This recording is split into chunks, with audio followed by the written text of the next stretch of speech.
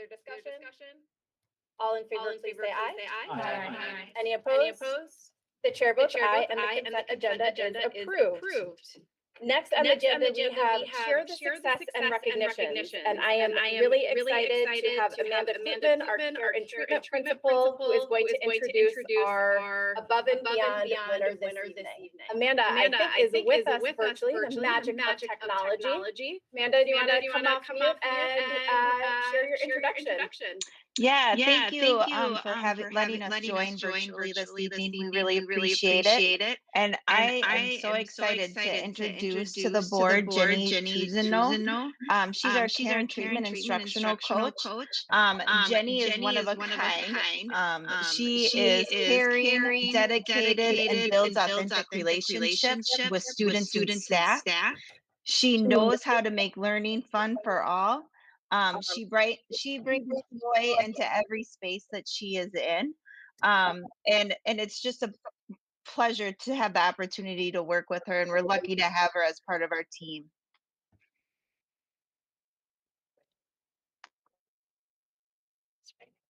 Yeah. Jenny, are you with us? Yes, I'm right here. Okay. I didn't know if I was supposed to pop on or not, but I just wanted. Sorry for the awkward silence. We were all like, okay, who's going to talk now? Yeah, I just want to say thank you. I'm really excited, honored that my peers recognize me as above and beyond this month. I'm excited that we get the opportunity for the $500 to spend on our classroom. So thank you very much. The district does a great job supporting coaches. So I feel like I have a really good team behind me and has really helped me to grow in this position. So it was really exciting for me to get that honor this month. So thank you very much. Thank you, Jenny. We'll do a round of applause.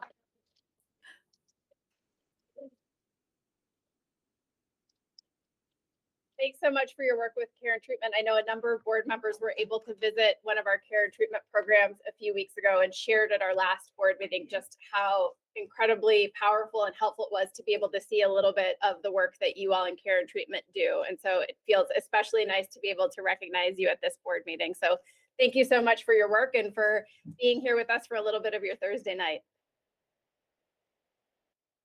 All right. Have a good evening. We move next to our instructional report, which we moved up given all of the special guests that we have here with us this evening, so that you all can go first and then also go on to the rest of your Thursday night. So Ben, I think you are going to introduce this really exciting presentation and all the great people we have filling the seats this evening. I'm going to introduce the person that's going to do the introducing. Board Chair Brockie, members of the board, really excited for this part of our agenda and all of the guests that we have here. Dr. John Voss, our Director of Teaching and Learning, provides leadership for West Suburban Summer School and Destination Imagination. We'll give you a little bit of background, then we'll turn over to our guest here, John. All right, the introduction to the introduction. Yes. Thank you, Ben, for the meta introduction. I guess is what you call it. And thank you, Superintendent Dowd, Chair Bakke, and board members. We're happy and excited to provide this program update. As a little bit of context, in fulfilling our mission to meet the unique learning needs of our students, we try to recognize that unique learning needs covers a wide spectrum of learning opportunities. And so in addition to our special education, care and treatment, and alternative learning centers, we do provide a range of learning opportunities for all students in any learning environment, educational environment, including our career and technical pathways programs, our online learning. Over the past several decades, we've worked with representatives of our member districts and advisory groups to provide those programs, some less commonly taught languages, and some enrichment programs. And so tonight we're going to look at two of our longest running enrichment programs, West Suburban Summer School and Destination Imagination. And I'm going to turn it over to Gary Bowman to talk about West Suburban Summer School as the first one of those.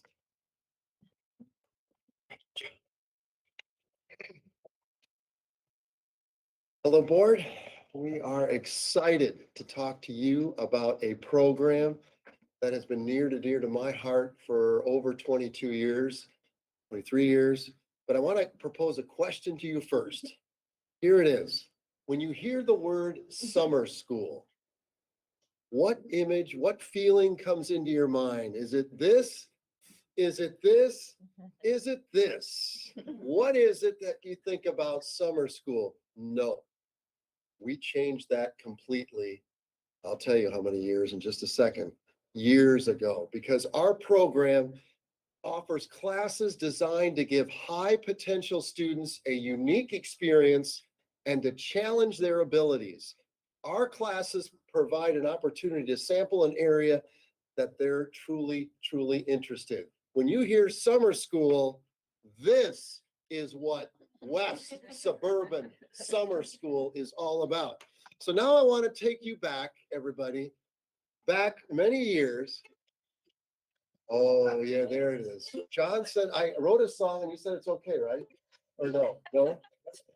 About West Suburban Summer School? Because I need to go back to 1977. 1977, when gas was 62 cents a gallon, when milk was 83 cents a gallon, and McDonald's hamburgers were 15 cents, and people were watching Laverne and Shirley and listening to the ABBA people sing Dancing Queen. But then that year, the idea of West Suburban Summer School was born. And it just sort of came out. This is a program to inspire our youth right here in our member districts and then opening up to anyone that wants to come.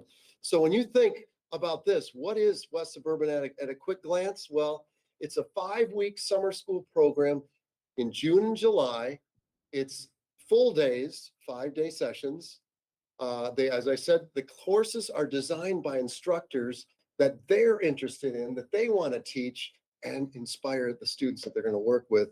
And they provide students with that unique experience to challenge their abilities in that 1-week span that they're together. We had several locations this past year. In the South, we were at South Education Center in Richfield. Thank you. We were at Wayzata West Middle School. Thank you. We were at Fernbrook, my home right there in the north of Osseo.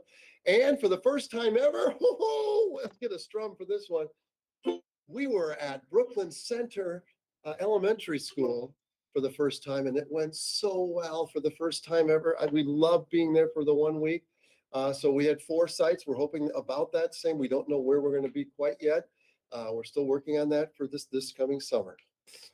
You can see our enrollment over the last 20, I think this is 22 years, starting in 2001 to 22. And obviously that dip was because of COVID.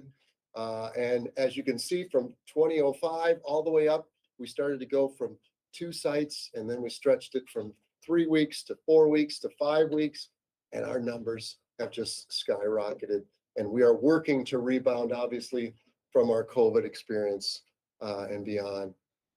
Participation, well, this past year, we had 115 different classes offered, 46 different instructors.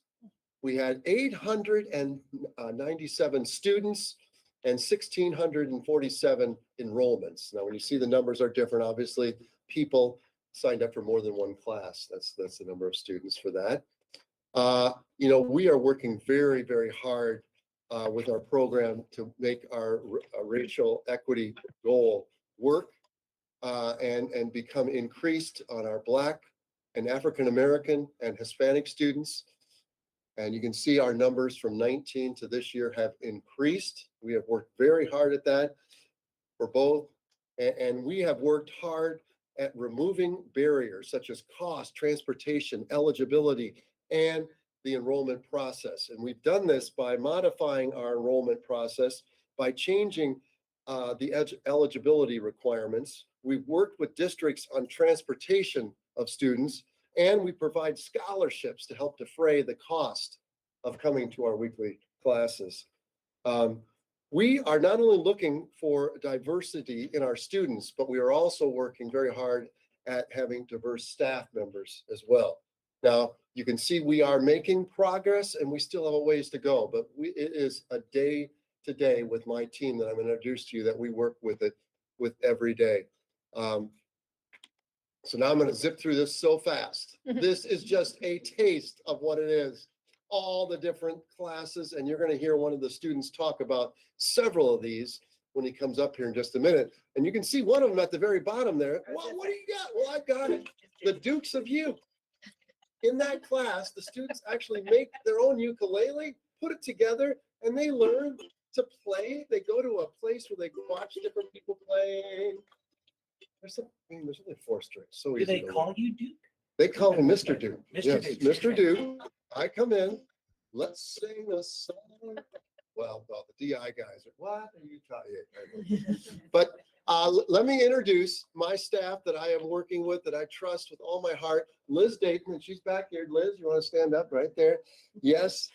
We have Jody Schuyler. I said that right. Schuyler, I said that right.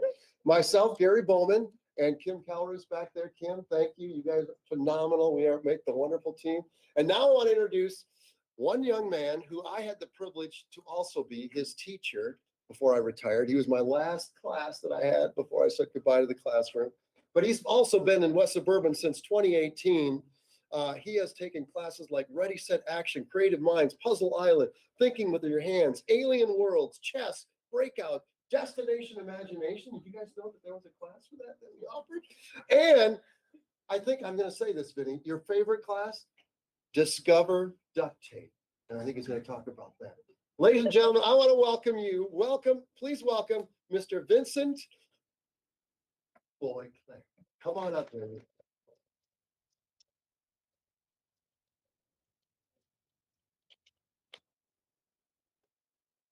Hello, my name is Vinny Boyclair, and I have been going to WSSS, or West Suburban Summer School, since 2018. One thing I like about West Suburban Summer School is how I get to learn skills I usually don't get to learn about in school, while having fun with friends. Another thing I like about West Suburban Summer School is I get to choose which classes I take and when I get to take them. My favorite class, as he said, was duct tape. Because I got to use my imagination and talk about with my friends every day and make my own products. And from that class, I was able to win Maple Grove's duct tape fashion show for $50. Well, wait, what was the outfit? You can't just leave us. It was a Vikings costume. Okay. Did you bring it tomorrow? I think his dad has them. You can show you. Tell him what it is. What was the thing? I had a helmet, I had a jersey, I had a football, and I had shoes. Yeah, duct tape. Phenomenal. Thank you, Vinny. Thank you, sir. Vinny, that was great. And there's a video there that you guys can watch at your leisure. It's only about 1 minute and 30 seconds. And it's to celebrate 40 years because we're coming up on our 45th summer this summer. And it's awesome. It just bumps it in. So just remember, we love it. And at this time, I would like to introduce, where is she at, Pamela? Pamela, can you come? Yep, you can take over. Hi, we are delighted to be here. Vinny, I just want to tell you that if you ever want to do DI, the longer version, we have a duct tape ball at Global Finals where everybody decks themselves out in duct tape from head to toe. So you would get right in. Hi, thank you so much for having us. I am so proud to represent 287 through Destination Imagination. This program literally changes lives. I should probably move the slide to Destination Imagination. It changes lives of the experiences kids have in solving the challenges, grow into vocations, into hobbies, into life callings. If you have a chance to look at this video, if you haven't watched it already, it gives you a little bit of a hint as to what that is. And just want to show you picture that says Minnesota Destination Imagination, that is a 12th grade team marching into global finals last year who'd been together since 2nd grade. And they were really emotional because they were marching in representing Minnesota. It's a parade of nations and countries and states, just like the Olympics. So that was, excuse me, kind of special. As I said, this tagline really says it all. We inspire young people to imagine and innovate today so they become the creative and collaborative leaders of tomorrow.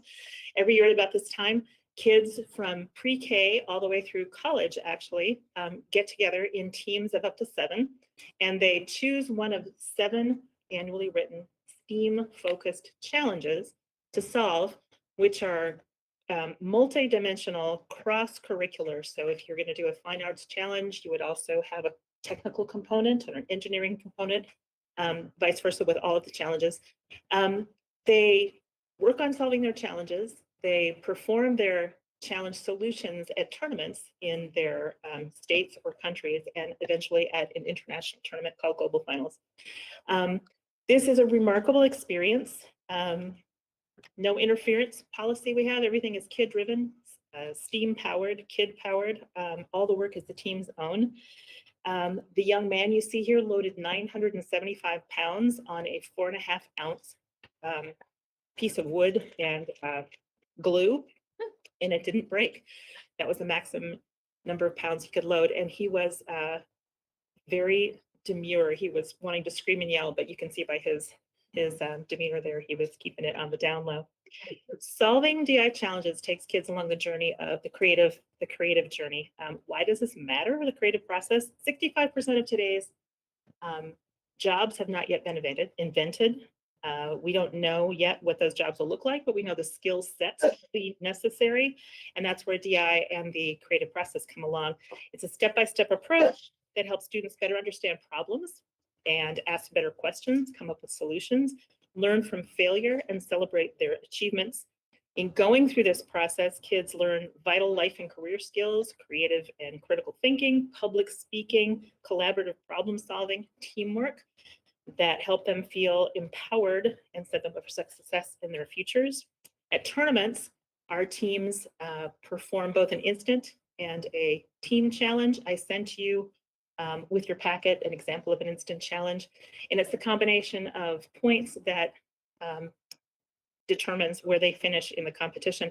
The instant challenge is interesting because it's something they've never seen before. They walk into a room, they've got 5 minutes to solve a task or performance or hybrid-based challenge and rely on their teamwork abilities, their quick creative thinking and problem-solving abilities, which is very challenging. So that's something that's pretty exciting. Academic subjects, when they are added to creative expression, really light up learning and extends far beyond the classroom what the kids are doing. Looking ahead, students are agile, they're flexible, they're empowered, they have a voice. We've provided people who want to hear what they have to say, and they are ready to go out and light up the world. Finally, this is a wonderful SEL opportunity for kids. They learn so much about all the aspects of being healthy emotionally and being resilient and being receptive and being able to talk about those things as well. A little bit about our impact. Obviously, Destination Imagination is an international program. In Minnesota, we traditionally have about 350, 400, 450 teams annually. 40 to 50% of them come from member districts, school districts, charter schools, public parochial schools, community organizations. We've been with Boys and Girls Clubs. We've been with 4-H. We've been with Girls and Boy Scouts, and neighborhoods. Anyone who wants to do DI is welcome to do it. There's a sense, I want to point out our global impact. There's a sense of being part of an international community because kids will meet each other at international tournaments. They'll meet each other at the global finals. And we've had teams that have gone to tournaments in China, England, Poland, the Cayman Islands, and Qatar, and done wonderful things. I think a couple of you who've been here a while may have seen some of the teams who've been there and done those things. We have a great advisory board that includes high school students who have a voice in shaping what we do and how we do it and where we do it and how we can appeal to kids. And studies, interestingly, have shown that kids who've done DI have statistically significantly higher divergent thinking, critical thinking, creative problem solving, and teamwork skills than students who hadn't done it, even if they'd only been for 1 year. So that's enough from me. I'd like to introduce our wonderful guests. This is a group of 11th grade students from Wayzata High School. They're entering their 8th season of Destination Imagination together. They're fresh off a year of firsts. Last year, the 2022 Global Finals Tournament, this team was first in the world in both their instant and their team challenge scores. I can't tell you how rare that is, so I'm super excited. Before I get them up here, I just want to say that we passed out some DI swag. Please enjoy that and share with your friends. And I've got pins for the executive group here, which I could get you. I apologize. Please welcome the Cheese from Wayzata High School. Guys, come on.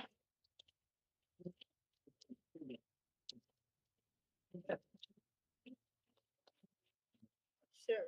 Hi, everyone. I'm really happy to be here and we really appreciate you guys listening to us and being interested in who we are. So we go by the Cheese, or did I say the long name? No. Okay, I'll spare you time. We have been together, most of us, or some of us since 4th grade, more of us since 5th, and then a few more since I think 7th. We are just overall just a really good group of like friends since we've started, and we all have a very good sense of community, and we're all juniors at Wayzata High School, by the way, just for information. So I'm May. I'm Rochelle. I'm Anuj. I'm Neve. I'm Carly. I'm Jake. How about if you guys share what DI meant to you Yeah, in the last couple of years? we can go. I'm Jenny. I'll explain in a minute. She's our head coach, by the way. Okay. Well, I can start off. I don't have a ukulele or anything, sorry. But I think that DI has just been really great for me, and it has allowed me to form just such unique bonds. We started, like May said, all the way back in elementary school, and now here we are as high schoolers. And it's just created such a safe space for me to be able to be creative and try new ideas. And I've really learned that there's no such thing as an idea that's too strange or that's unaccomplishable.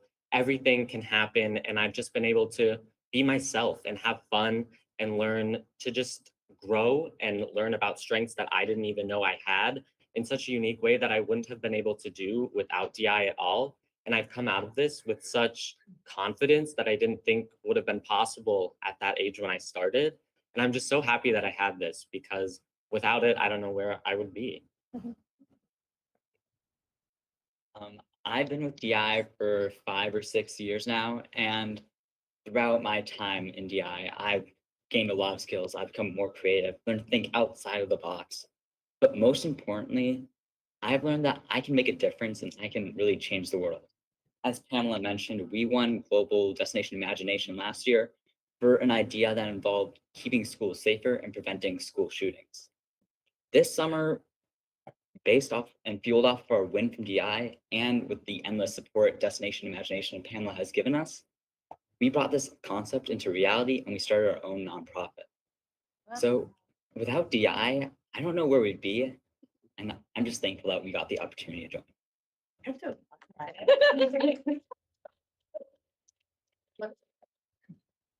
So for me, I've been in DI since 4th grade, so it's had a huge impact on my life. And I like to talk about 2 specific impacts, just for me personally. So first, DI has allowed me to express myself in various unique ways, such as playing a hippie named Chad or a weather woman named Patricia. I've just been able to show myself off in unique ways and gain a new sense of creativity I didn't have before. In addition, throughout my life, I've been primarily academic focused and more like hardworking in academics and that sort. But through DI, I also learned how to be better at communicating with my teammates, be better at communicating to people that I have no idea who they are, and just working overall towards a goal. So to me, DI has meant a lot, but mostly it's been in the sense that it's shown me that there's no problem that I can't solve. So I've always been a more technically versed person, but when it comes to DI, it always really flares up my imagination and allows me to experiment in unique ways that would normally not be linear or obvious, that challenges me and really makes me think in a different way. And to me, that's meant so much because on top of this, I'm learning how to do this while communicating with a team and building off ideas of others.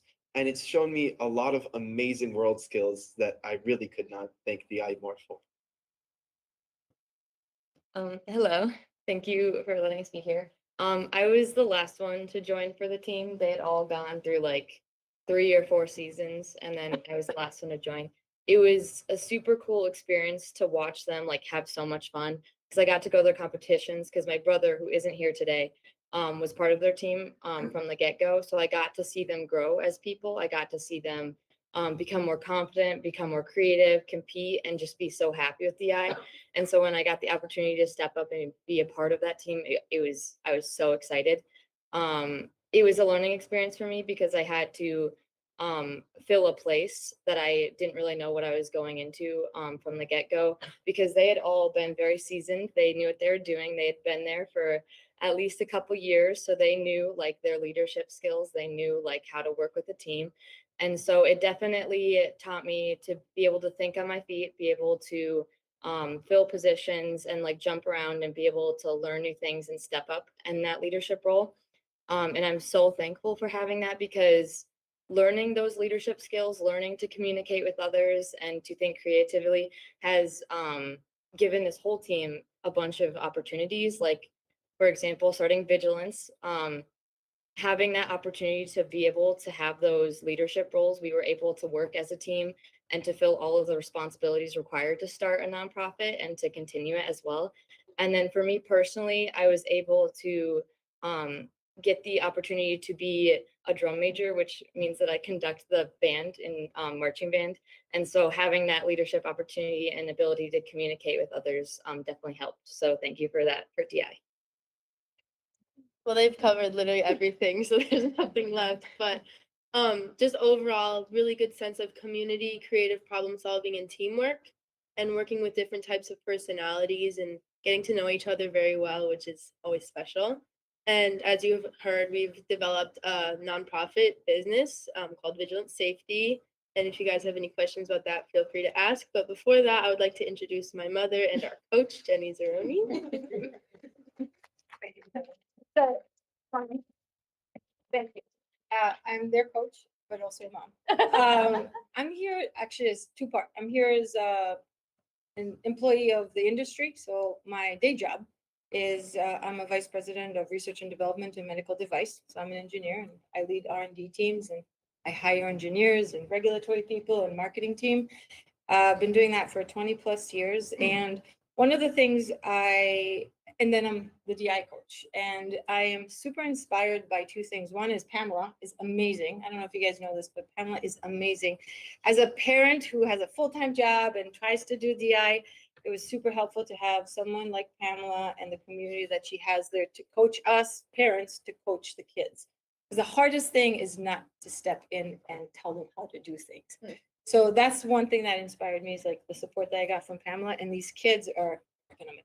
Like, and they are academically driven, they're socially driven, meaning try to build a community, and they're trying to spend as much time as they can to develop this brilliant vigilance safety. They've interfaced with some really tough crowds, including the representatives of the NRA, including the board members from Wayzata High School and the police department, the fire department. So they're taking initiative on their own.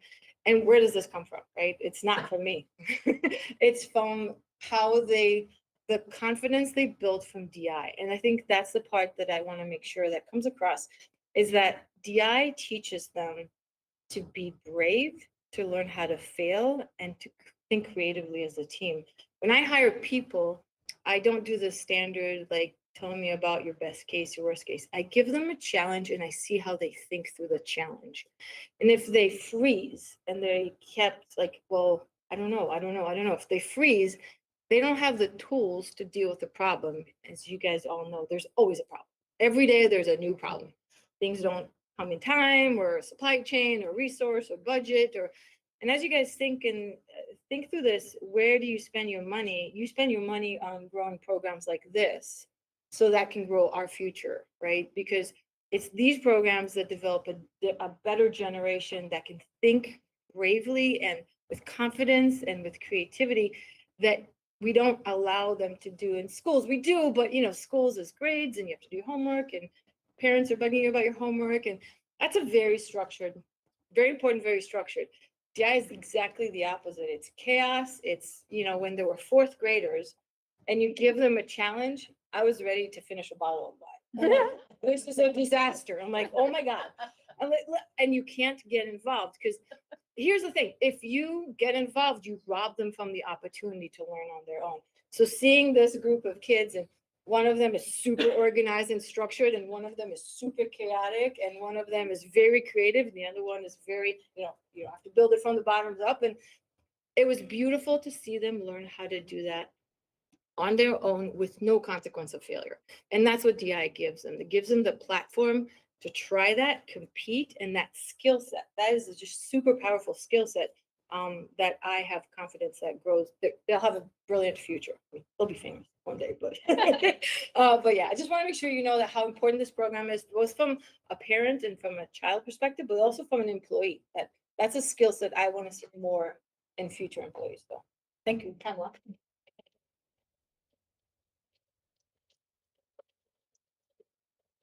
Do you guys have any questions for anything? Oh, I'm lost for a minute, sorry. Thank you, guys, I know. There will be Me. questions. I so you're right. just want to quickly touch on things that we call ourselves now West Suburban Summer School, Fermi Math and Destination Imagination. Think Big. We're the Think Big suite of excellent, unique programs with 287, and we are proud to be such. So hitting some of the strategic priorities for the district, we've worked very hard to pivot and to adapt to the changes in how we could offer our programs through the pandemic. We went immediately to designing solutions for online classes and online tournaments. It's exciting to expand what we do and how we do it. So that work is continuing. And Gary mentioned, and you could see it by our stats in Destination Imagination, that we are rebuilding our programs and hoping to rebound them. And again, excited, empowered to do so. Flexibility and saying yes and are critical to our Think Big collective. We continue to look for new ways to get the word out about our enrichment programs, how to make them better, partnering in advertising, collaborating within and without the district, sharing are definitely stretching our boundaries and extending the word about what we do. We continue to strategize to increase diversity in both our student and adult populations. Very important work to us, streamlining communication, registration, transportation, representation, every way we can imagine. And I think you received this in your packet. We have a Think Big flyer that we developed that reminds participants that our enrichment programs promote lifelong learning beyond the classroom. They're designed to meet every learner right where they are and to propel them along the journey of creative thinking and courageous curiosity. So that goes right back to Gary's first slide about the excitement for kids now coming into summer school. It's a wonderful world that we live in. So I want to say thank you so much to you for this extraordinary amount of time that you gave us tonight. Thank you, Vinny. Thank you, all of the Keys Vigilant Safety Group. Thank you, Jenny, for being here and forbidding the parents to spend time. In your weekly update, you'll get, if you haven't seen them already, the videos that are presented in the slide presentation tonight. And at this point, if you have any questions, we would love to hear them. Again, thank you so very much. Thank you, all of them.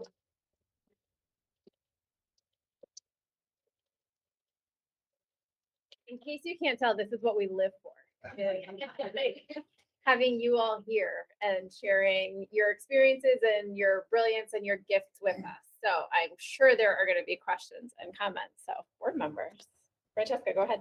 So I'd like to know, what was it like for you when you presented vigilance to the NRA? Because in my imagination, since you're Destination Imagination, I can imagine there are some very strong defenders of an extreme interpretation of the Second Amendment who would find anything that places limitations on that as obstructionist. So I would like to know, what was the experience like and what did you do to share your idea and then respond to any of their obstructionist views to your idea? Yeah, sure. So the person we talked with was actually very open-minded to our solution. They did point out that they would personally not use it, but they were open to talking with us about it, and they gave us plenty of good feedback. And so I thought it was a very good conversation, and we learned a lot from it. What was the kind of feedback they gave you? They told us about how certain non-starter things that we couldn't add in our plan, or things that we had to adjust, or how even like how to make ourselves more credible in our presentation. They had a variety of things that they provided us with, and we were really grateful for what they did. I want to add to that. It's very obvious for them to handle tough conversation. That's why you're seeing a comfortable level. Yeah. I was observing it from the side, and it started with an email that said no. The first email was, no, we didn't agree to this.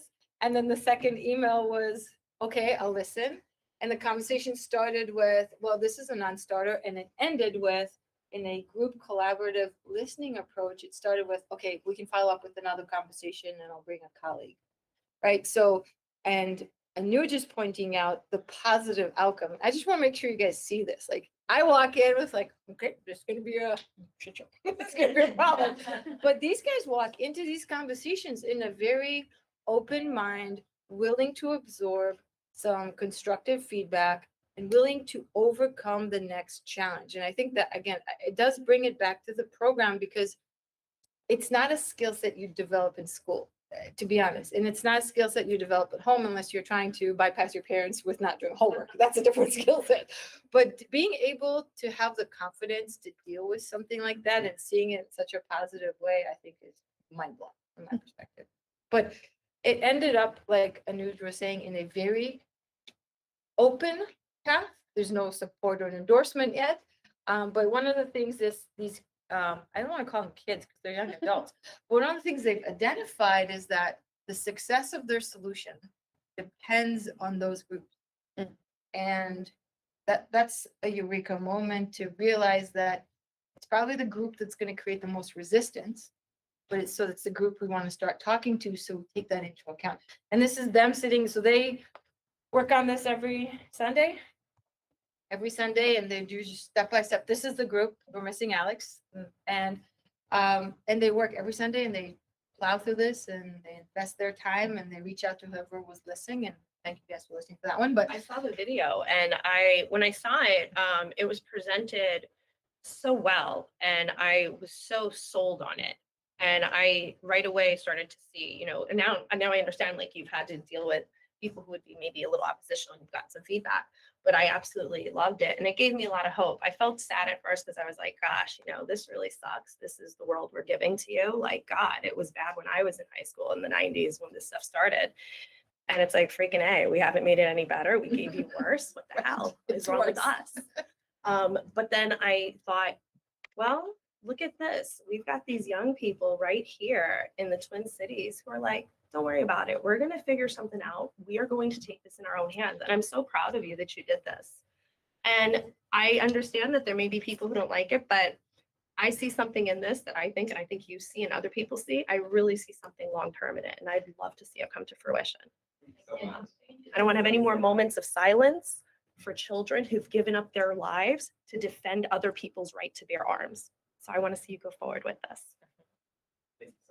Thank you. Wow, I'm just bubbling over. It's so good to see you guys. And I know I said at our board meeting, and I'll stay here. It's just, you're incredible. And we've seen you through your destination imagination lens, but I know the classes that you're going to every day, and I know the things that you're doing in the hallway, and you're just so incredible in what you do for our Wayzata community, for our 287 community, and for our world community. And yes, it's appalling that we're talking about this. And I know that the future's in really good hands, because your courage and your commitment and your brains are just going to bring you and all of us really far. So thank you so very much for all that you do, and congratulations. I can't wait to keep seeing what you're doing, and we'll follow up. And I'm also going to say, Vinny, I loved your presentation too. And I have a sixth grader that's done WSS for quite a while, and it is a really great program. It kind of feels like the first day of school on that first Monday of the summer, right? And everyone's coming in, and it's just so exciting. So thank you for the work. I also wanted to thank Vinny for being here. We don't, clearly all of you are all of our students, but we feel special about the students who are from our home districts. And Jackie Mosquito Jones, who is OSSEO representative, couldn't be here tonight. But if I could, I think I could say what I think she would say, which is, we're super proud of you, Vinny. Thank you for being here and coming to present to us. I know it's not always easy to come to a microphone and a podium, and you're so composed and wonderful. And I hope you will share the picture of your duct tape costume, because I absolutely. Yeah, I did. I actually just got a message. So Jackie, who is from the Osseo Public Schools, is a teacher, and she had parent-teacher conferences tonight, which is very good reason to not be able to be here. So we will certainly share this with her. And I really hope that at some point down the road, you get to go to this duct tape ball situation that's happening. I feel like you're going to be a ringer at that one. Sam, go ahead. I'd like to thank all of you for coming here tonight, and what you guys do is commendable. And I really want to applaud you guys for that. I know as a 16, 17-year-old, I wasn't doing what you guys are doing. I'm sure many of us weren't, and then thinking about it. And the biggest thing is, to all the naysayers, adults our age or older, whatever, that say young people don't do nothing. Obviously not, because you are our future, and it's going to be in your hands. And we again applaud you and thank you for all the work that you do. Thank you so much.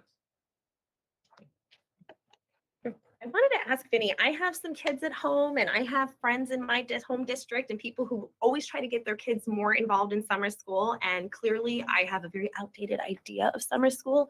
What messaging could some of us parents who want to get our kids involved give to them about the West Suburban Summer School program that might encourage them to be more excited about trying it out? You get a picture or glasses.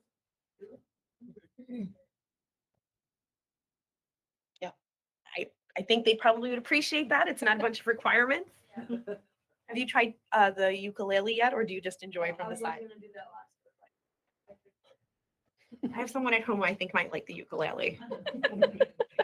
Well, there's always duct tape that gets anyone on board, in my experience. Comments are fun. Yeah, thank you all for being here. This is really exciting. I have students that went through West Suburban Summer School, and I'm just thrilled to know that it's grown this way, and the ways in which you've shown up for your community and for your peers and for all of us is truly commendable. I'm humbled that this is happening in our district and because of this community. So thank you. One quick question about DI. Are there ever opportunities for teams to come together from not just the same district, but cross districts and cross elements to be more diversified across that level? In terms of meeting each other, or? No, working together. So we offer a number of in-person workshops, skill development. And so kids get an opportunity to break out of their teams and work with each other on little aspects, engineering, developing, woodworking, electronics, and practicing against challenges. So they get to observe each other and give each other feedback. And that's wonderfully, it's a great opportunity. Got it. Did I answer your question? Yeah, that does. Another question would be for the students. At Wyzetta, how many of your colleagues, friends, people in high school know what you're doing? We make it very obvious. That making it obvious, has that drawn any support of them participating in their own programs? I would say so. Or like offering to support us as well. Okay. The other day we had I think 5 high school volunteers come and help us out at Visual Safety just after we told them about it. And some of them, we didn't even know them, they just signed up. It's actually really cool. So we like to provide opportunities and also talk about. Yeah, great. Because I mean, I see this as not only not only are you the future, but you're also the present. And the more you can get not just adults to be aware of these things, but how do we get more of people like you to broaden that further out? And the experience that comes from would be a win-win. So congratulations on everything you're doing. That's awesome. Share with the fun, they made talk about fundraising. Yeah, so when we first started out as Vision State, I mean, obviously we're still new, but very, very beginning, we held a little fundraiser at the pavilion, something, and we just had, news broadcasters come, like CCX and Care 11, Fox 9, they came and interviewed us and recorded our event, and also like all of our friends and a bunch of people from our school, people we didn't even know, which was really cool. They all came. We had 2 presentation times. They all came and listened to our presentation and supported us and just hung out with us and donated. And we got like really good news coverage there too. So. Nice. I would invite all of you to come to a Destination Imagination tournament. Locally, it will be on March 4th. All right, we'll ask that we get reminders of that as it's coming and how to be present and be supportive. And it sounds like an amazing thing to be able to actually experience and see in real time. Any other? I would like to invite you all to West Suburban Summer School. Good, thank you. one of the 5 weeks, one class. Come on, hey, want to learn ukulele? Come on. So we'll give you those dates as well. I was going to say one thing and then I'll let the superintendent close us out, which is first, I wanted to appreciate Gary, Pamela, Liz, Jody, Kim, and Coach Jenny. I think I got all of you, right? For the work that you do to clearly like steward the experience that our young people are having. And I think as I watched all of this and heard all of you, the main thing I think about is how do we expand access? How do we help more young people have the experiences that you all are having? And Jenny, I so agree. Thinking about like, what are the skills and talents that are being developed through experiences like these that will set kids on just a wonderful trajectory for their future that they get to choose for themselves. And so I would say, keep going with the work that you're doing to expand access, to make it more accessible to more kids. And let us know, especially as the people who are the conduits with member districts, what you need and how we can be supportive of those efforts. So that's what I wanted to say. Well, Go ahead.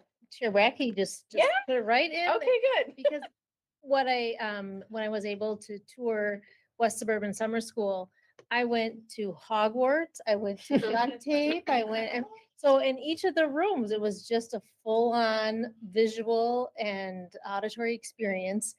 And the students were highly engaged. But what it takes, and we went to go visit Brooklyn Center, so as was shared, it was the first time we were on that site. It's that partnership. Yeah. It's that connection, because when we talk about barriers to access, transportation is one of the largest. And so when our team can come to you and have that extension of your summer programming, not in competition, but in extension, that is where the magic happens. And that's how they meet their equity goal in diversifying and ensuring that there's access. So your involvement is really critical. And so we're appreciative of the membership. And we're also very proud of our staff. So thank you.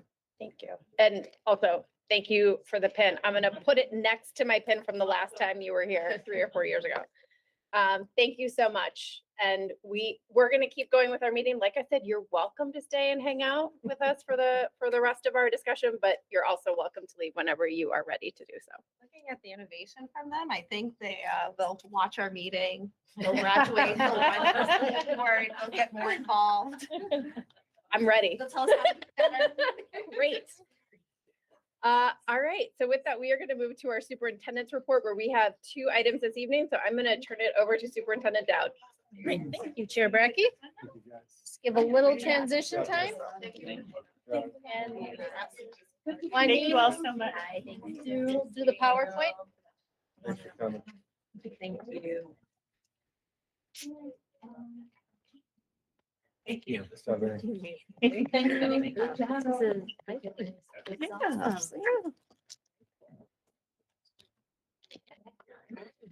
you. All right. As part of the superintendent report, I'm giving an update on an overview of the strategic planning process.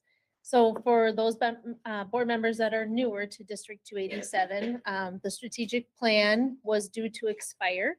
But with the open position of the superintendency, it was decided that they would hire the new superintendent. and then talk about, have the new superintendent be part of the next strategic plan.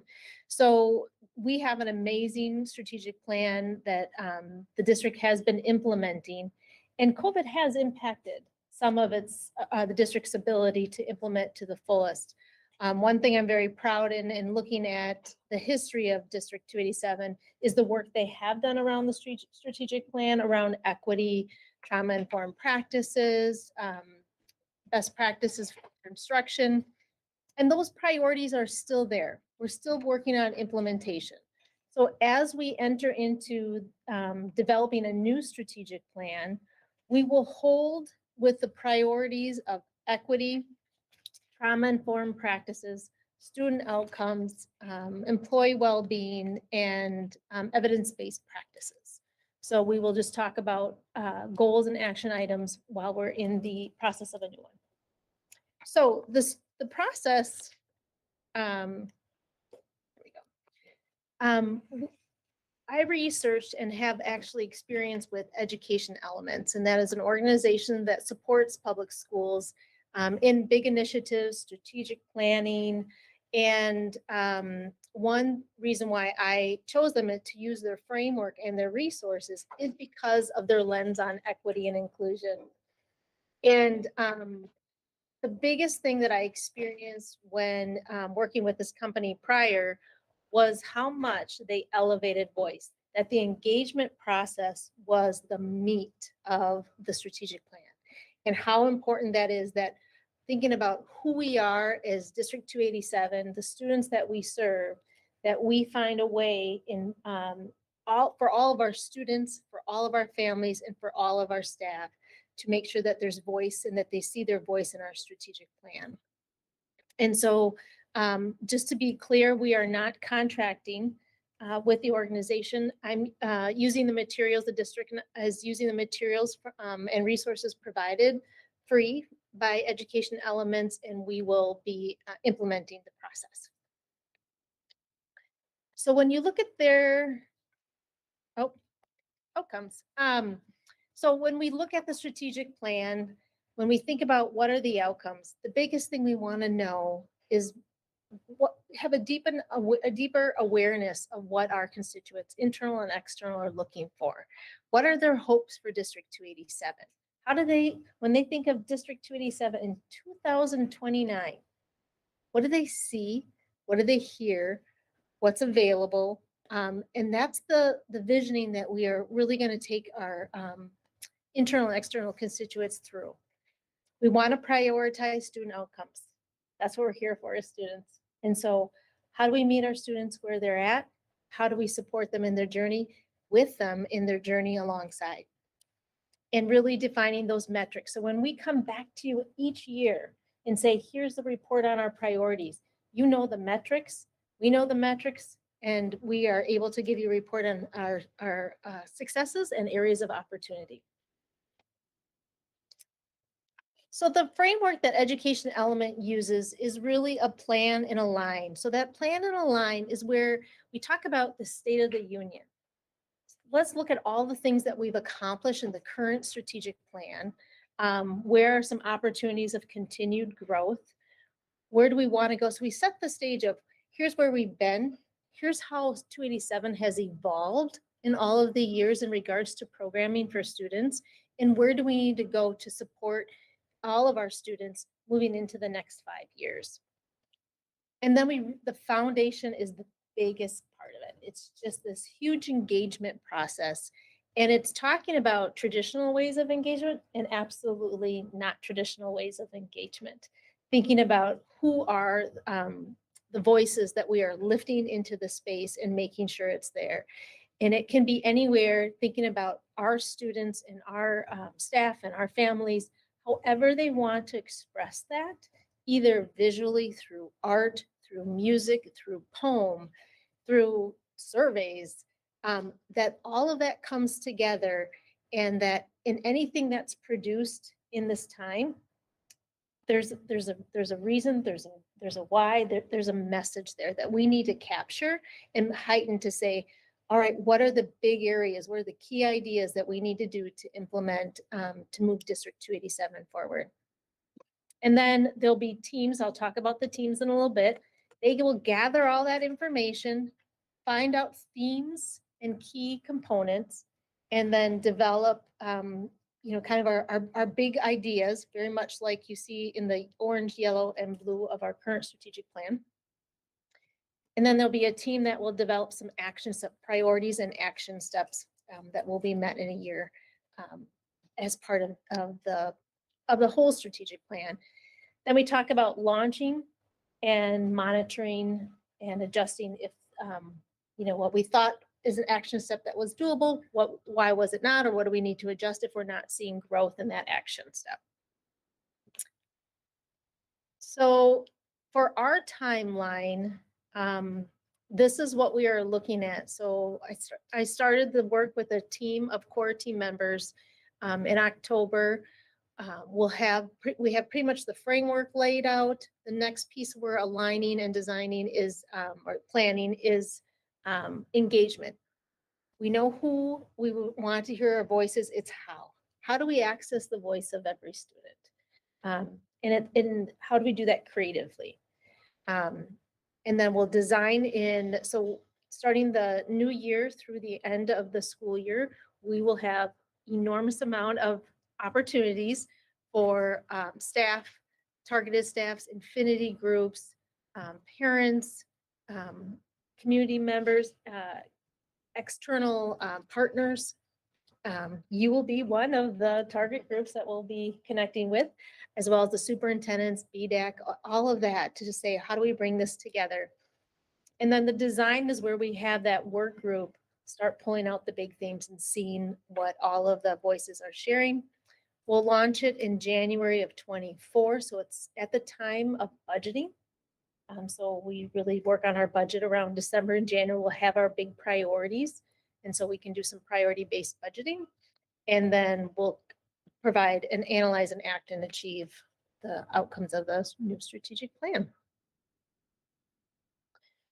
I talked about the foundation and the engagement process. This is a big part of it. The list looks small, but when you think about staff and you think about all of the positions we hold, it's about targeting all of our staff in ways and ensuring that their voice is part of it. Of what are some great things that are going on? What are some areas of opportunities?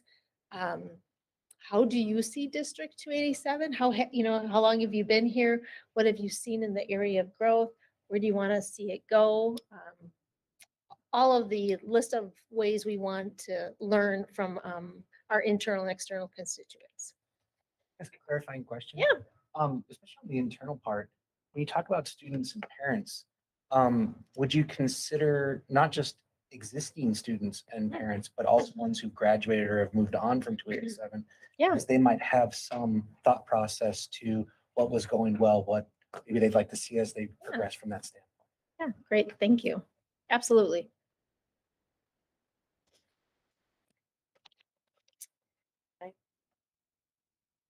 And so we think about the team structure. There's the process managers, that's the small group, making sure that we are staying on task with our timelines and our action steps. The core team is a decision-making team that will bring the final recommendation to the board. So the engagement team is the active team pulling out those themes. They're going to recommend the themes that they're noticing to the core team. The core team will then, there'll be a back and forth between the core and engagement team until a final product is here to be brought to the school board, where the school board does the final approval. We will have board members on the core team and engagement team. So you can think about how fun that will be to be part of it. And then again, after we design it, we really need, it's very similar to what if you were part of a strategic action team in District 287 before.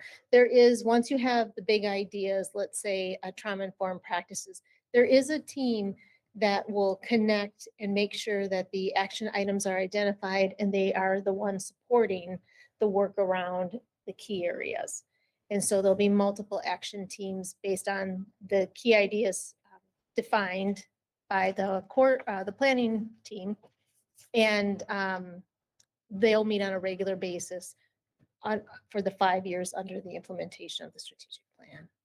So we do have a launch, as I share with you, and it's really also about the budgeting process. And then when we think about priority-based budgeting, it should be aligned to the strategic plan. It also will align with building level, program level, department level improvement plans.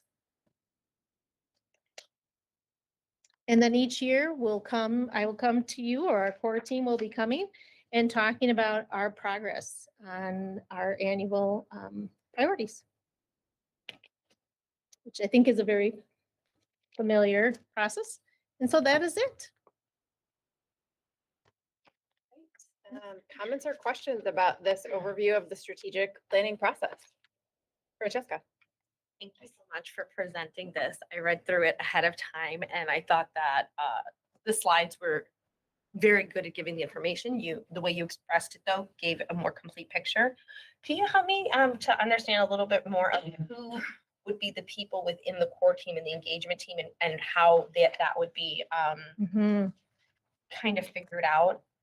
Yeah, so the engagement team, it would be representation of, yep, of all those groups. So, and then a core team would be a little bit smaller, may not have as many people.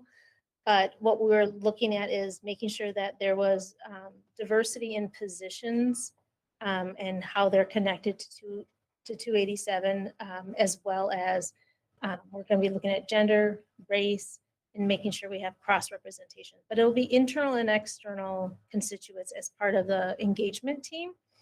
And then the core team also, but you might see like one superintendent from a member district, where an engagement team might have more representation of a membership district. And so it'll be a smaller team, just really refining it. Would it still though in the core team have a member, if not more, from the groups listed under the constituents, the internal, external? Yeah. So there would be a parent. Yes. There would be a board member. Oh, Correct. Correct. And then for the external partners, I know there's a variety, you know, there's the Wilder Foundation, there's mental health providers out of the county. Would it be a person from each individual of those entities at a minimum, or would there just be a sprinkling of people representative of? For the engagement team, a sprinkling of people representative, because we had probably like 60 people or like positions and titles and things that we're organized like, okay, we got to bring that back a little bit. So trying to be mindful, and then also just mindful on internal versus external percentages, and just trying to balance it so that it's not heavy either administration or internal versus external. No.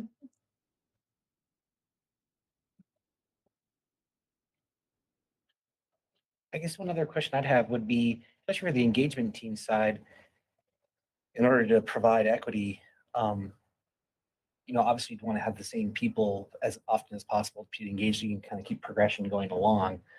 One challenge as far as access is making sure that then people, however you conduct these meetings, the manner in which you conduct them, to make sure it makes it as feasible as possible for people across all the different internal, external groups you talked about can participate. Yeah. I've seen that be very challenging, both at the city government level as well as at the school district level, trying to find that ability to do, especially the timing when you have it, so on and so forth. And you're never going to find a perfect solution, but I would just be mindful to, in order to get the representation, how best can you organize the meeting structure that gives you the best opportunity to do that.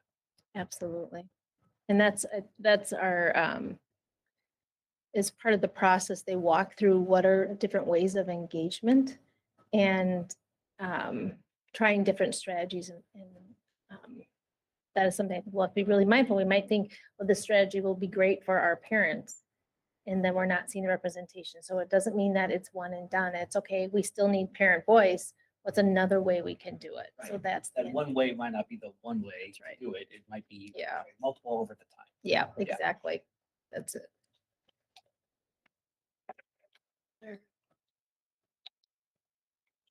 Any other comments and questions?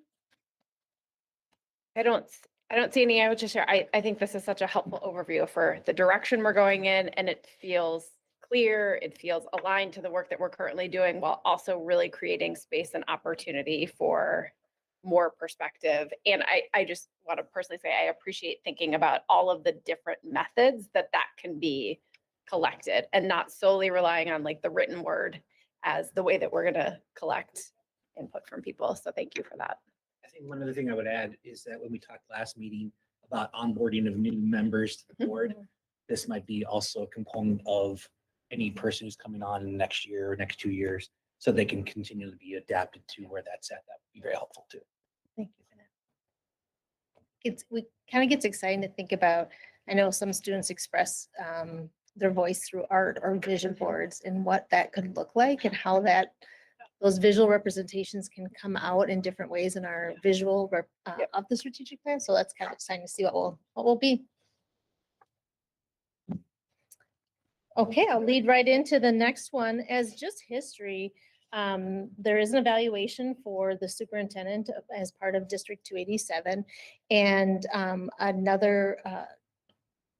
as part of the evaluation, the superintendent has a history of doing what they call an Uber goal, or one big goal for the school year. So it is in combination with the evaluation.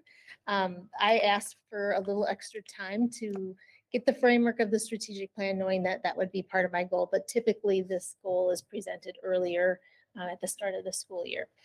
So you will see that aligns very closely to the timeline that was provided by the strategic plan. But my overall goal would be to develop the process and complete the engagement by the end of the school year. And the measurements that are defined really are connected to the action steps to make sure that we're on track with the implementation of the engagement process of the strategic plan. And so at the end of the year, I believe as part of my evaluation, I'll provide evidence to align with this. Any questions or comments about the one big goal? Well, there's like a lot of goals. Yeah. However, I do think that's for the one big one, if only. I think it makes a lot of sense. I think it's really helpful to have something like this. Keeps everybody accountable. It makes it clear for us what the overarching large vision is. And so in the future, as things progress, it allows the board to know what they should see as that, forest view. And then within that, I know for you, there's a lot of individual trees. I think it looks good. I read through it and I appreciate it. Thank you. Like that, the forest with the individual trees. Yeah, we'll look for the forest. You'll be on the trees. Yeah, there we go. This is a half-formed thought in my jet lag, but just that this would be a good time this is more for the board to look back at our evaluation process and make sure that that is still how we want to do it and what we want to do, and to work with Superintendent Dowd to kind of, so that we're all on the same page, but that we don't have to do things the same way we always did them just because we always did them that way. And I know in St. Louis Park, we've changed our superintendent evaluation process a lot over the past few years, and it's better. So good time to do that. There is, I know there is a existing board policy about the superintendent evaluation, and historically, the sort of mid-year evaluation aspect of that has been waived. And so even as you're just saying that, I'm thinking the board executive committee is meeting quarterly with the superintendent, and that might be a good thing for all of us to actually just look at together in our next meeting, to look at, here's what our policy says. Do we still think that it is the right one? I think that makes good sense. All right, we will move next to the Business Services and Labor Relations Report. This evening, it contains one item in the financial report section, a resolution relating to facilities maintenance bonds. And so May Hawkins, our Executive Director of Business Services, is going to present the resolution for us. Thank you. Good evening, Chair Rocky and board members. So the board is being asked to ratify the 2022A bond sale, which occurred on October 27th. The board previously passed a parameters resolution that included the par value of the bonds must not exceed 4.93 million, and that the true interest rate must not exceed 5.25%. And then in that resolution, you gave the superintendent and myself the authority to sell the bonds if those parameters were met.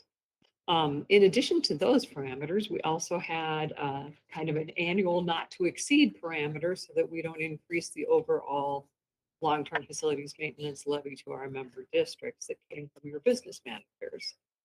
With all of that in place, we were able to sell bonds. The par value of the final structure was 4.75 million, and the true interest cost was 4.41%.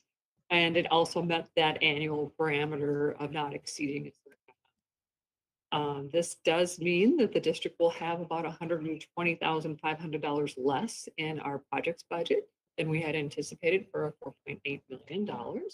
We did know, right, when we started this last March, that March to October to the next few years, that there's a lot of volatility in the markets. So we do have a contingency plan, and we will be implementing that contingency plan. And once I bring you back like the roof bids for this summer, right, we'll start talking about what we will and won't be doing or how we'll be scaling things down. Let's see, after the board acts on this resolution, the next will be the disbursement of funds, which are scheduled for November 22nd.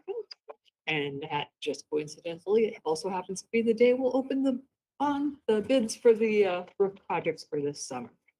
Are there any questions before the board?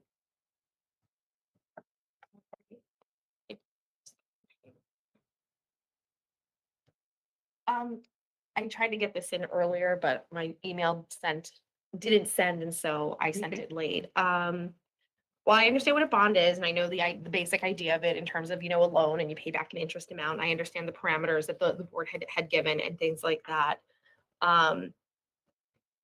What I'm curious about is this what will then directly fund that maintenance because there isn't other funding, or is this to fund it up front and then there's other funding that comes in for that we then pay the bond back with? Correct. So the reason we went out for a bond is what we're looking at roof projects, right? So in the long-term facilities maintenance, you have options of pay as you go, right? Which means you do your levy as you go, right? Or you can bond, right? And then that evens out what you have to levy each year, right? So if And you're then going to the do a levy goes roof, to pay it right? Now you're looking at $1 million project. Well, you don't want your levy to do this and then do this, right? Taxpayers don't like those sort of things. That's why we were looked at taking out a bond, right? So then we're still going to use the long-term facilities maintenance levy to pay back the bond principal and interest. Does that make sense? Okay, yes, I just wanted to hear that because I was reading through everything and it was so dense, and then I just was wondering. Yeah, and I know the resolution's written by bond counsel, right? So. It's pretty. The other question I had was, because we're an intermediate district, does that make, is it typical, do we carry the same amount of bond debt as other districts, or is it different because of the nature of how our district is funded? Okay, so I'll hop over here. So the long-term facilities maintenance or facilities maintenance bonds are a separate bonding opportunity for an intermediate district. Normally, an intermediate district cannot issue a bond. It is only the legislation related to this area that allows us to issue a bond. All of our other debt is called, they're COPs, but what is that COP? Certificates of participation. Unpack my head there. So all of our other debt on our buildings that we use to construct our buildings and things those are certificates of participation. They're similar to bonds, but they're not rated the same. They're a little harder to sell on the market than a bond. Okay. I know we have bonds at Eden Prairie for And buildings. as far as what debt load districts are carrying, that varies greatly across the whole state. I guess what I was wondering if it differed for intermediate districts in particular because of how the funding stream comes through the partner districts. Yeah, well, it differs when we go to sell, right? Because the folks buying the bonds are going, well, how are they paying for this, right?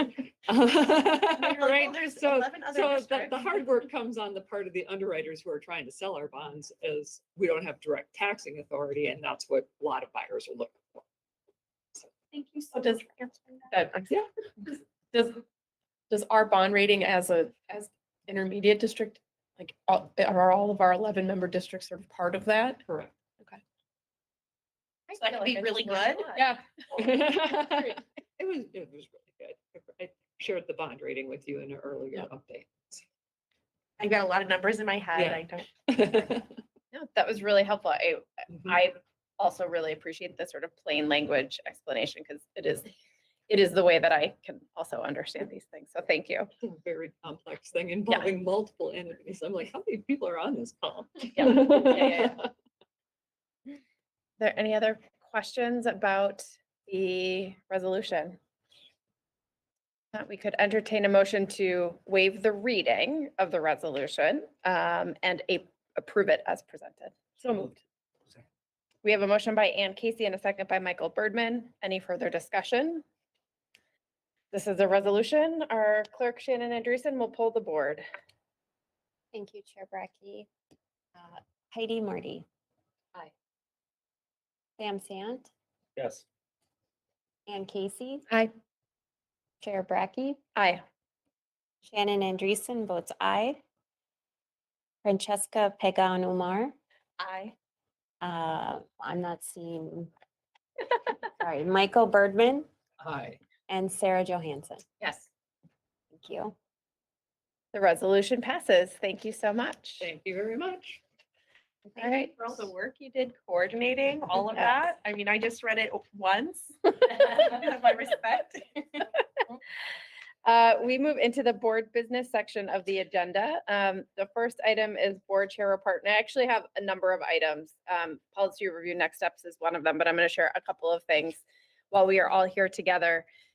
For policy review next steps, thank you so much for the conversation that we had at our last meeting. I think when the superintendent and Ann Becker were able to touch base individually with people over the last 2 weeks, I think it became clear that, yeah, we want to have a more in-depth conversation about how we approach policy and policy development as a board and as a community. And so we are going to prioritize making time for that conversation, and knowing the sort of very full schedule that we have between now and the end of the year, that will likely come in January, as we had already started talking about having a board retreat to begin the next calendar year. And so just wanted people to know that that is the tentative plan at this point, and just gratitude for the conversation as it happened. The second thing that I wanted to share is just wanted to, and I'm grateful that I can let people know publicly that we are continuing to be in mediation with Local 284 and have 2 new dates for mediation scheduled, December 5th and December 6th. And so are grateful that the process is continuing and look forward to continuing to work with them in the process. Everybody should have had a new District 287 ID card at your seat this evening. Just sort of wanted to make sure that you knew the reason for that is the barcode that is on your ID is compliant with our new Raptor, right? Raptor system. And so that will actually allow you, because you are officially in the system, to be able to use that to get into our buildings when you're visiting or at a site. Okay, I have a few more items here. At the December 8th board meeting, as is the historical practice, we will try to convene a nominating committee to discuss board officers for the 2023 calendar year. So if you are interested in participating in that, please let me know. We have our next Get on the Bus December 6th. There's a really cool flyer at each one of our seats, just describing a little bit about what we will learn at that time, and that the bus departs here, the District Service Center, at 8:30 a.m. on Tuesday, December 6th. So please make sure you let Wendy know if you haven't already, and invite your superintendent, your fellow board members, other folks from your districts who you think would benefit from the opportunity. Yeah, Michael. Could I get a PDF or an image of this so that I can then easily share with the rest of my people? That'd be Fantastic. Great. Thank you. And then if you would like to attend the MSBA, Minnesota School Board Association Annual Leadership Conference, which is January 12th and 13th of 2023, on behalf of Intermediate District 287, so to specifically register through this district, please let Wendy know so that she can get that taken care of. She's not actually in the room right now. As always, working hard for us. So please let Wendy know if you are interested in going to MSBA. And just one note on that is January 12th would typically be a board meeting date for us, but we historically, AMSD, the annual conference was today, and several of us were able to be there.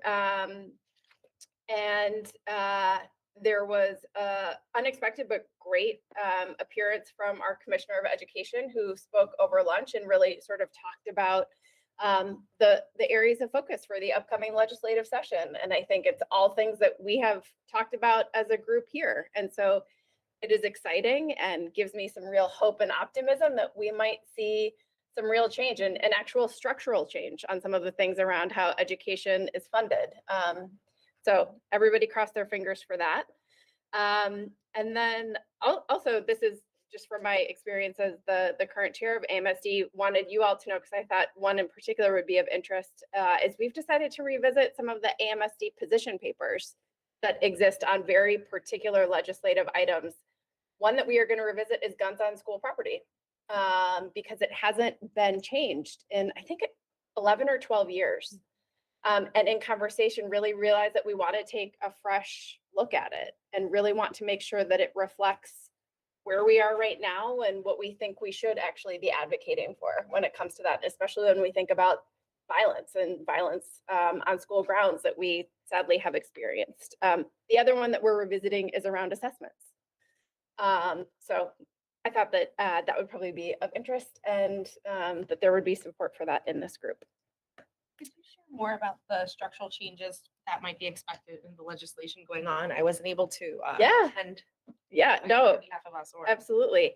It wasn't anything specific, but I think just, in the last day and a half, it's conversations about how can we both make some very immediate investments in public education, as far as increases on the formula, the special education cross subsidy, the ELL cross subsidy, Safe Schools grant, like all of these things that we know need immediate funding, but then also look at actually how does the formula work and what are the different funding streams and where do they come from, and actually addressing some of these like big things that affect how the money actually gets to schools and how it's able to be used. And there was a working group that was convened, I don't know how many years ago, that 2, 3. Yeah, that sounds about right. 2 or 3 years ago. School finance. Yeah, that was about. You were on it. school finance. I was Yeah. you were on it. And so it's like, maybe we actually have the opportunity to come back and implement some of the changes that this working group spent a lot of time talking about, but I don't know if any of the changes have actually happened yet. No. Right? So that like. Some cross subsidy, but Yeah. the big system finance changes, no. Is there like a white paper or anything that we can send to Yeah, our the- new legislators? Yeah, there is, the final report that came out of that Right. finance committee. Yeah, that would be great, actually, if you can share that with all of us. Because yeah, we also are going to have a very new legislature. So a lot of people that I think, are going to be motivated to take action, but how do we focus on the things that we think are going to be most strategic and most impactful for our kids and communities, I think will matter a lot too. Very exciting. So as always, we have all the calendars here. We already talked about the next Get on the Bus. So let's transition to once we're on the table and things that people would want to share with each other. I just wanted to quick mention that the MSBA Delegate Assembly is coming up, and they're having their pre-delegate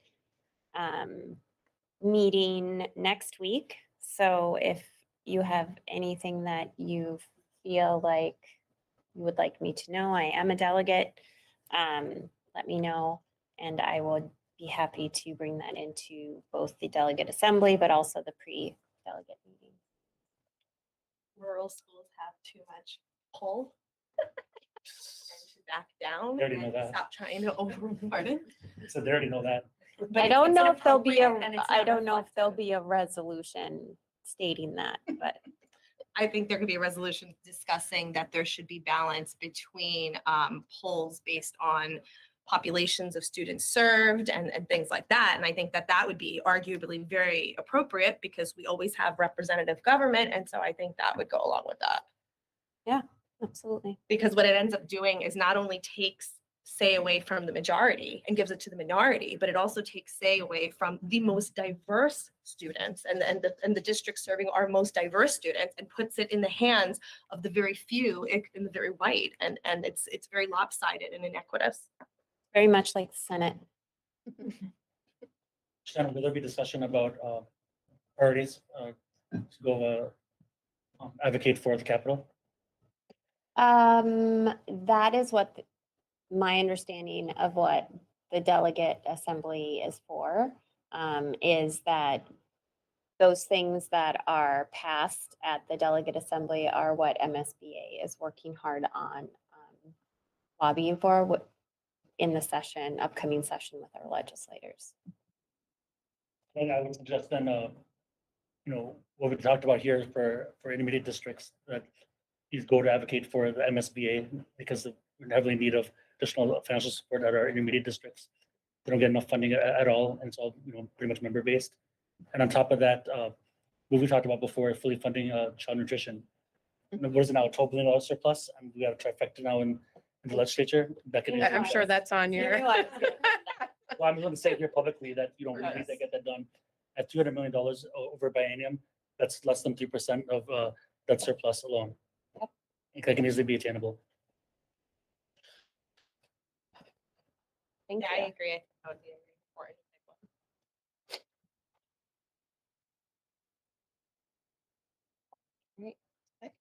I would just say for those of you who don't know that Regina Neville did win her special election, so you'll not see her specifically here. She'll still be here, but I saw her last night and we're excited to have her back for the next year. But as I was saying privately before the meeting tonight, that her experience and her knowledge about many things, but especially this subject and this group, is very, very important. First for me, but also I think for where Edina is coming from and where we want to go and where we want to advocate, both individually as Edina for 287, as West Metro, all that kind of things. So she'll be a great asset to have back in an actual position rather than just her wonderful advocacy as a human being. So if you didn't know that, I just want to share that. So we're excited about that. So she won't start until probably at the end of the month is when she would be certified to then serve. So just wanted to share that. And I'm sure she would send all of her best to all of you that she knows.